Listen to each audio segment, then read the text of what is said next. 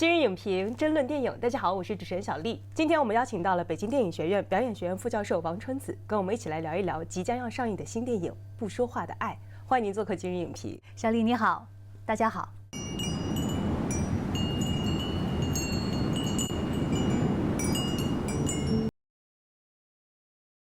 电影《不说话的爱》点映后，口碑直线上升，观众评价出乎意料的好看。整部电影看下来，最大的感觉是温柔，既克制又浓烈，没有悲惨叙事，也没有过度理想化。孤注一掷上映时，差点认不出张艺兴的词条登上热搜。这一次，《不说话的爱》，张艺兴的演技是什么时候再进化的，再次被大家热议。那么，影片如何用温柔现实的表达方式与演员细腻克制的角色演绎，让观众感受到这份无声的爱？咱俩都是第一时间去看了点映场啊，您看完电影了，觉得它的整体表现如何？其实我是作为这个电影的前期筹备的儿童表演顾问，看完这个电影，我觉得超出了我对剧本那个期间的这个预期，我也几次落泪。整个的字幕全部出完，大家都还舍不得走，就沉浸在这里边，久久的出不来。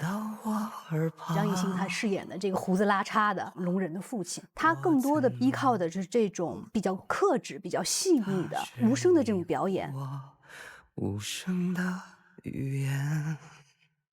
克制、细腻、温柔，我想不仅是演员的身上，而是在整个影片的过程当中，也是给观众带来的影片的气质所在。我们看到一开始的时候，那个画面就是聋人一起在打麻将的那个片段啊，甚至他们呢都把打架都变成了跳舞。其实，在那一刻的时候，会发现导演的这个视角是把一个相对弱势的群体进行平视化的一种处理，甚至用一些喜剧的方式，让大家更能够接近到他们真实的一个情况。因为原来其实麻将馆我这版剧本的时候还不是这种处理的方式，也是剧组在跟聋人这种群体他们接触的过程中，被他们的快乐所感染，也让观众能感受到就是聋人他在生活中所遇到的一些困境。比如说酒店经理在辞退他的时候，就跟他说：“我听不懂你在说啥啊，你也听不见我在说啥。”这些都是现实生活之中聋人生活他面临着很残酷的一个现实，就是一个沟通的一个问题。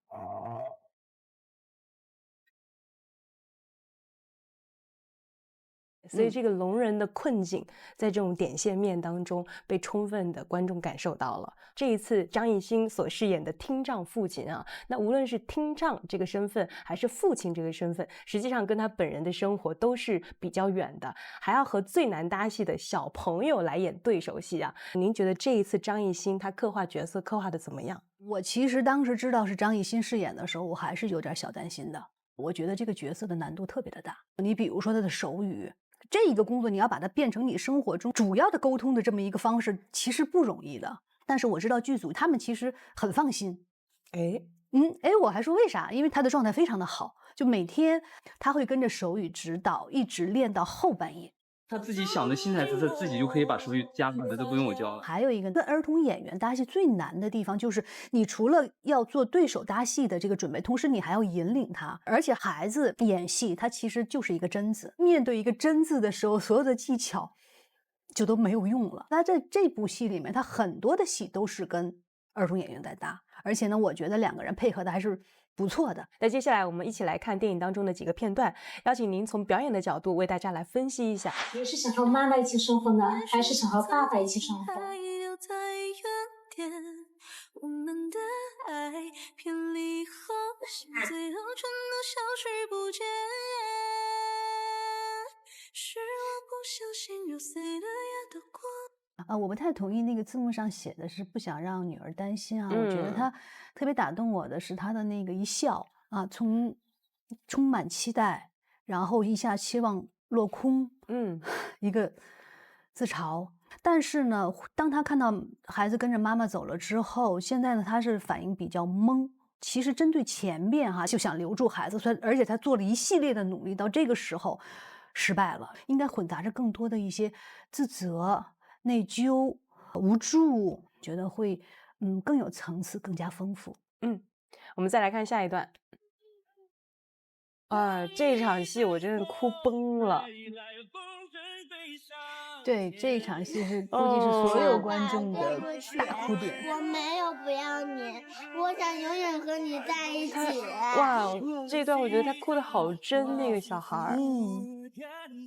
所以这也是当时为什么我们会选择安安，就是，当时很多孩子啊，就是只有安安身上具有那种幼儿到少儿之间那种半懂半不懂那种可爱。哦，而且呢，嗯木木说他不想走，但是安慰女儿说为了她更好。这个时候，我觉得他可能就是父亲那种无私的爱，在这个过程中被警察摁在地上，然后突然意识到女儿还看着这一些，作为一个父亲，他的这种不希望女儿看到又这么狼狈的自己，对，就能够让观众感受到他的这种层次的一些变化。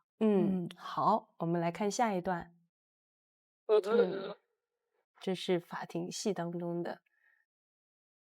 哦，我们看到，来停一下，我先说一下他的手语。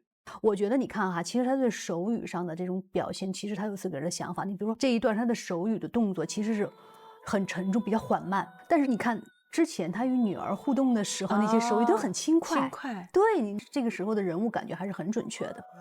涌动，却永远开不了口的话，想表达的刚才的几个手语是转身对女儿说的，对，又给出了最大的温热。他在前面其实很多的时候找工作啊，都有点低三下四的，其实是这样。但是当被证明了清白之后，你会发现他的脊柱挺起来了。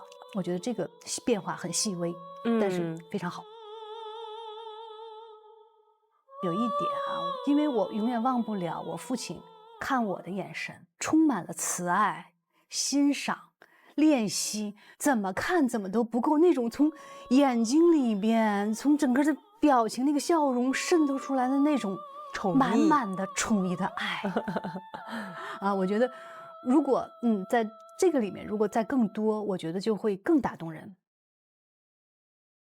其实电影的最后，我们看见出现了这样的一句台词：世界可以无声，但他们永远有爱。我想有爱的不仅仅是他们。这一次的电影的主创透过了非常细腻的描写，非常克制的描写，更让我们以一个观众的视角进入到了这样一个无声的世界，共同感受这一份无声的爱。就像雪糕一样甜，像夏天吹来的一阵风。好的，非常感谢王春泽老师的精彩点评。更多精彩内容，请关注1905电影网，下载1905电影网客户端，新片大片24小时直播。也感谢您收看本期今日影评，咱们下期节目再见。再见。